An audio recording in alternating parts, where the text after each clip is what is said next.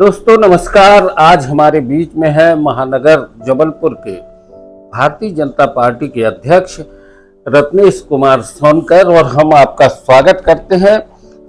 आपको बता दें दोस्तों कि जमीनी कार्यकर्ता से लेके पार्षद, एमआईसी सदस्य और आज महानगर अध्यक्ष भारतीय जनता पार्टी के बनने के बाद ये तय हो जाता है कि भारतीय जनता पार्टी अपने कार्यकर्ताओं की, उनके कार्यों की और उनकी निष्ठाओं को पूरा गंभीरता से देखती है। रत्नेश भाई, जिस तरीके से भारतीय जनता पार्टी का एक पूरा संगठनात्मक तरीका है, आमतौर पर देखा जाता है कि पहले राजनीतिक दलों की अन्य राजनीतिक दलों में ऊपर से थोपे जाते थे नेता, तो ऐसा क्या खास है भाजपा में?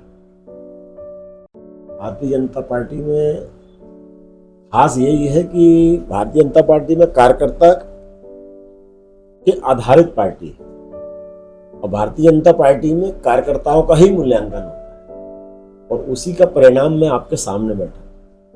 मैं एक छोटे से कार्यकर्ता के रूप में मैंने अपने पार्टी के अंदर काम करना शुरुआत की थी और विभिन्न दायित्वों में रहते हुए, और आज ये जो मेरी राजनीतिक यात्रा है ये कहीं ना कहीं भारतीय जनता पार्टी की सदैव ही निगाहों में था और उन्होंने हमारी कार्य कुशलता को ही देख के और उन्होंने संगठनात्मक कार्यशैली को देख के ही आज उन्होंने ऐसा दायित्व मेरे हाथ में सौंपा है। और आपने देखा होगा कि ये सिर्फ भारतीय जनता पार्टी में संभव है। अभी भारतीय जनता पार्टी की ही तर्ज पे कांग्रेस ने भी संगठन सृजन एक अभियान शुरू किया। उनके और भारतीय जनता पार्टी के दोनों के बीच में अगर देखा जाए तो भारतीय जनता पार्टी का जो कैडर है वो एक अलग तरीके का कैडर है और यहाँ पे संघ की भी एक पृष्ठभूमि है। जिस तरीके से संघ के लोग शामिल होते हैं, आप भी संघ में रहे? नहीं, मैं संघ का स्वयंसेवक रहा हूँ। संघ की शाखा में जाकर यदि किसी ने ध्वज प्रणाम किया है तो स्वाभाविक तौर पे वो संघ का स्वयंसेवक कहलाता है। आप स्वयं सेवक रहे। किस उम्र से आप शाखा में जा रहे थे? बाल्यकाल से शाखा में गए। देश के प्रति एक भावना, राष्ट्र भावना आपके भीतर रही। अभी आपके जो जिम्मेदारियां दी गई हैं, उन जिम्मेदारियों में आपको क्या लगता है, बहुत सारी व्यस्तताओं के बीच में आप किस तरीके से अपने आप को सामंजस्य बिठा पाते?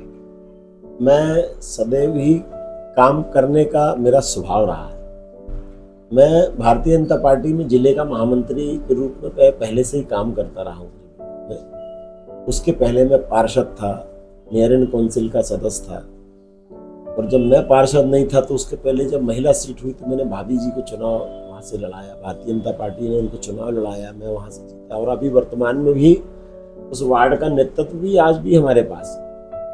और कहीं ना कहीं जनता की सेवा करने का एक जो मूल भाव स्वभाव में रहा है और खासकर मैं जिस क्षेत्र में रहता हूँ वहाँ पर अत्यंत गरीबी रेखा के नीचे जीवन यापन करने वाले लोग वहाँ निवास करते हैं। और मैं जब अपनी शिक्षा दीक्षा को जब मैंने समाप्त किया तो मेरे मन में उसी समय ही अपने क्षेत्र की स्थितियों को देख के मुझे लगता था कि हमको राजनीतिक क्षेत्र में काम करना चाहिए और सेवा के भाव को लेकर काम करना चाहिए। और तीसरा ये था कि शिक्षित लोगों को भारतीय जनता पार्टी में और खासकर राजनीतिक क्षेत्र में काम करना चाहिए। ये सब कुछ बिंदु थे जिनको लेकर मैं चला था।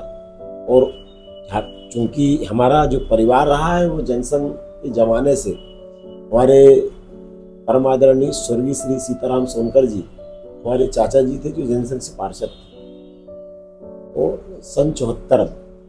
और उसके बाद हमारे घर में पंडित अटल बिहारी वाजपेयी जी से लेकर वीरेंद्र कुमार सकलेचा जी से राजमाता सिंधिया जी ऐसे भारतीय जनता पार्टी के शीर्ष नेतृत्व सब हमारे घर पर आ चुके हैं। और ये परंपरा शुरू से ही हमारे परिवार में चली रही। ये जनसंघ से लेकर, जनता पार्टी से लेकर भारतीय जनता पार्टी की यात्रा जो चली है लगातार अभी भी मैं, और काम करने का स्वभाव था ही।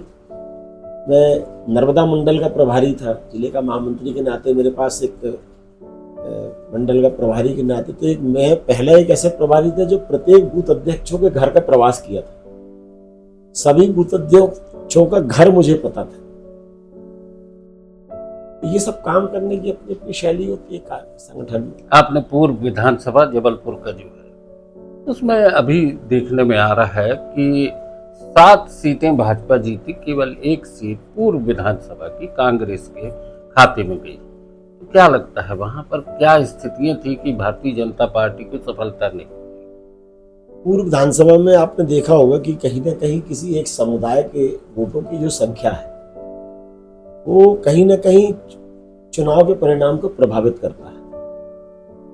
और भारतीय जनता पार्टी के जिलाध्यक्ष के नाते जो पार्टी का निर्देश भी है कि भारतीय जनता पार्टी के काम जिन जिन क्षेत्रों में कमजोर है उन क्षेत्र में पार्टी के काम को और मजबूती कैसे दी जाए, इस रचना को लेकर भी हम लोग काम कर रहे हैं। और ये मात्र पूर्व विधानसभा नहीं है, हमारा ऐसा मानना है कि हम जिन बूथों में अगर 35% है तो मैं वहां पर प्रयास कर रहा हूं कि हम उसको 50 के ऊपर लेके जाएं। जिन बूथों में अगर हम 60% है तो उसको हम और उसका प्रतिशत कैसे आगे लेकर जाएं। तो ये भारतीय जनता पार्टी की जो रचना है, हमारा जिले के साथ साथ मंडल के बाद हमारा शक्ति केंद्र, और प्रत्येक शक्ति केंद्र में कम से कम 5 बूथों की रचना है हमारे शक्ति केंद्र। और हर बूथ में हमारे बूथ अध्यक्षों की रचना है और बूथ के नीचे पन्ना प्रभारी तक की हमारी रचना है, जिसकी समय समय पर हमारी बैठकें होती है। पार्टी के जब हमारे कार्यक्रम आते हैं, चाहे वो मन की बात का कार्यक्रम हो, चाहे पंडित दीनदयाल उपाध्याय जी की जन्म जयंती का कार्यक्रम हो, चाहे श्यामा प्रसाद मुखर्जी जी के बलिदान दिवस का कार्यक्रम, कुशवाहा ठाकरे जी के जन्म जयंती का कार्यक्रम, ये सारे कार्यक्रम हमारे बूथों में होने वाले कार्यक्रम। और सारे बूथ अध्यक्ष इन कार्यक्रमों को करके हमारा जो पार्टी का संगठन ऐप में हम उसमें अपलोड करते हैं और इससे हमारी पूरी जिले की रिपोर्ट कार्ड भी बनती है कि कितने बूथों में हमने कार्यक्रम को आयोजित किया, उससे पूरा पता चलता है। तो मैं भारतीय जनता पार्टी आज की स्थिति में बहुत निचले स्तर पर काम कर रही है। जिन बूथों में कमजोर है वहां पर हम और अच्छा करने का प्रयास करें। अभी 2 चीजें आती हैं, एक पंजा छाप भाजपाई और फूल छाप कांग्रेसी। ये राजनीतिक दलों में एक भाषा चली है। तो बहुत सारे लोग भारतीय जनता पार्टी में कांग्रेस से आए, उनको लेके आपको क्या लगता है कि वो भाजपा की जो विचारधारा है, चाल चेहरा चरित्र, इस पे कितने खरे उतर रहे? नहीं, अभी तो मेरे जानकारी में जिन लोगों ने भी भारतीय जनता पार्टी की सदस्यता ग्रहण की है, मुझे लगता है कि वो भारतीय जनता पार्टी के आइडियोलॉजी को फॉलो करने के लिए भारतीय जनता पार्टी में शामिल हुए। और जब वो भारतीय जनता पार्टी के कार्यक्रमों में जब आते हैं तो हम लोग सब लोग व्यवहारिक तौर पे उनसे आग्रह भी किए हैं। और जिन लोगों ने भाजपा ज्वाइन की है, मैं आपके माध्यम से कहना चाहता हूं कि वो बड़े खुशहाल और बड़े सुरक्षित अपने आप को महसूस करें। मैं नाम लेना नहीं चाहता, लेकिन भारतीय जनता पार्टी की जब हमारे कार्य समिति की बैठक होती है तो हमारे यहाँ पार्टी की कार्य पद्धति है कि हम डायरी और पेन लेके हम बैठकों में जाएं। तो वह भी हमारे जो भारतीय जनता पार्टी में से जो कार्यकर्ता भारतीय जनता पार्टी ज्वाइन किए थे कांग्रेस से आके, जब उन लोगों ने भी डायरी और पेन लेके जब भारतीय जनता पार्टी की बैठकों में शामिल हुए तो मैं उनके अनुभव को शेयर कर रहा हूँ। वो इतने प्रसन्नचित थे, इतने खुश थे कि मैं क्या बताऊं। वो हमसे कहते थे कि ये मैं वास्तव में ऐसा लग रहा है कि मैं एक परिवार में आ गया हूँ। हमको यहाँ कुछ सीखने को मिल रहा है, संगठन का काम यहाँ किस तरीके से होता है वह हमको यहाँ देखने को मिल रहा है। वहां तो सब हवाबाजी, वहां तो कोई संगठन है ही नहीं। डायरी और पेन लेके आपके सामने जो लोग हैं उनमें से कई चेहरे ऐसे हैं जो अलग अलग तरीके से कांग्रेस के बड़े नेताओं से संपर्क में भी लगे दिखते हैं। ऐसी संकेत भी बीच में आए थे कि कुछ कांग्रेस छोड़ के या फिर भाजपा छोड़ के कांग्रेस में जाने की कुछ अपनी कोशिशों में है। ऐसे लोगों को भी चिन्हित किया जा रहा है? नहीं, अभी तक तो हमारी जानकारी में ऐसा कुछ नहीं आया है कि अगर कोई ऐसा कार्यकर्ता जो कांग्रेस के किसी लीडर के संपर्क में है, ऐसा मेरी जानकारी में नहीं है। अगर ऐसा कोई जानकारी में आएगा तो निश्चित तौर पे संगठन को जानकारी में संज्ञान दे के काम करें। दूसरी चीज, एक और सवाल लगातार उठता रहा है हमेशा से। पूर्व में जीएस ठाकुर जब नगर अध्यक्ष थे, उनके समय में जो कार्यकारिणी बनी थी, उसके बाद से भारतीय जनता पार्टी, प्रभात साहू जी भी नगर भाजपा अध्यक्ष रहे, आप भी हैं, तो कार्यकारिणी बनाने में इतना विलंब क्यों हो रहा है और बनी क्यों नहीं? देखिए, जब जीएस ठाकुर जी भारतीय जनता पार्टी के जिलाध्यक्ष थे, उनके समय की जो कार्यकारिणी थी, हम लोग भी सब उन्हीं के बनाए हुए कार्यकारिणी के सब पदाधिकारी थे।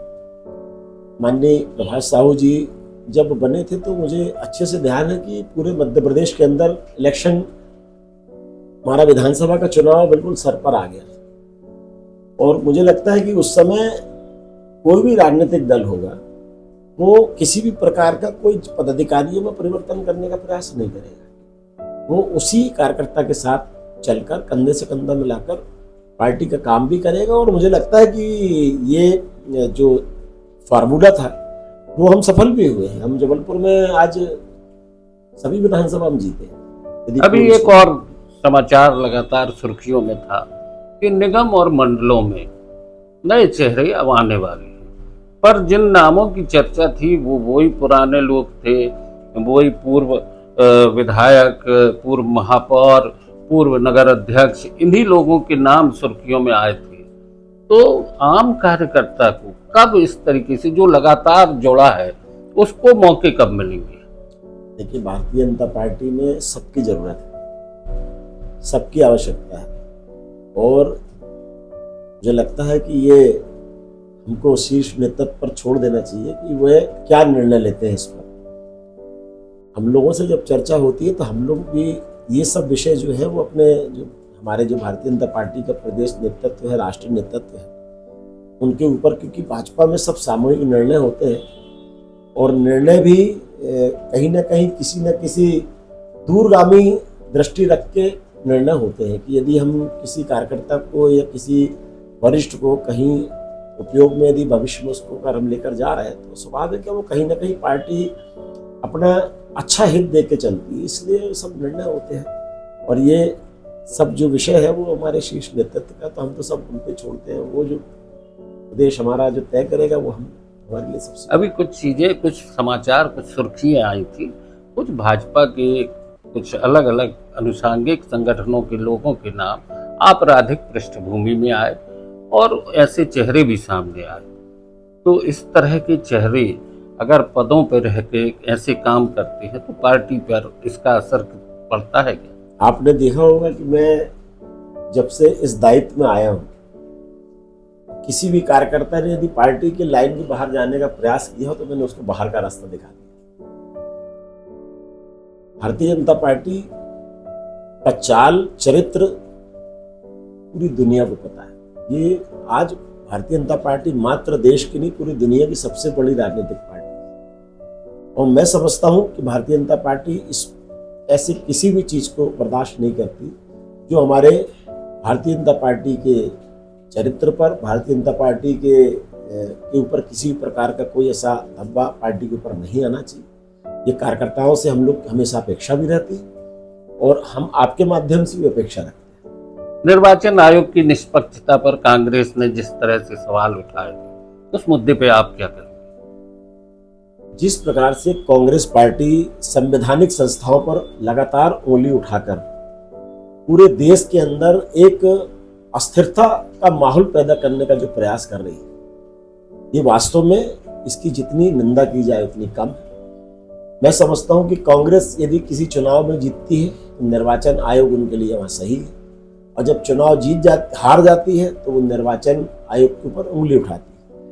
मेरा ऐसा मानना है कि निर्वाचन आयोग के माध्यम से जो भी ये लोग उंगली उठाते हैं, उनके जब निर्वाचन कार्यालय की कोई बैठक होती है तो आपने देखा होगा कि उसमें BLA 2, BLO सारी चीजों की रचना बनी हुई है। एक एक राजनीतिक कार्यकर्ताओं के नाम निर्वाचन कार्यालय में दर्ज रहते हैं। एक भी मतदाता सूची में किसी का नाम यदि कोई इधर उधर होता है तो वो BLO यदि जब करता है तो स्वाभाविक तौर पर वो BLA 2 जो हमारा राजनीतिक कार्यकर्ता है उसकी जानकारी में होता है। चाहे वो भारतीय जनता पार्टी का हो, कांग्रेस का हो, बसपा का हो या किसी भी राजनीतिक दल का हो, एक एक चीज पूरी माइक्रो प्लानिंग के तहत वहां पर पूरा उनके पास डेटा रहता है। समय समय पर निर्वाचन कार्यालय से हम लोग के पास पत्र भी आते हैं, बुलाते हैं, पूरी सूची दिखाते हैं, लेकिन चूंकि अंगूर खट्टे हैं कुल मिला के, कांग्रेस सदैव ही, और जिस तरीके से भी राहुल गांधी जी पूरे देश में एक अस्थिरता का माहौल पैदा करने का प्रयास जो कर रहे हैं, वो पूरी देश की जनता देख रही है और समझ भी रही है। अंगूर खट्टे हैं, कांग्रेस इस तरीके के आरोप लगा रही है। निश्चित तौर पर सत्ता के लिए बहुत सारी चीजें होती हैं, कभी अंगूर खट्टे होते हैं, कभी अंगूर मीठे हो जाते हैं। रत्नेश सोनकर जी से आज हमने चर्चा की, बहुत बहुत धन्यवाद। नो न्यूज ऑनली व्यूज पर हम चाहेंगे आप लगातार हम लोगों के बीच में हमारे दर्शकों के साथ बने रहें। धन्यवाद।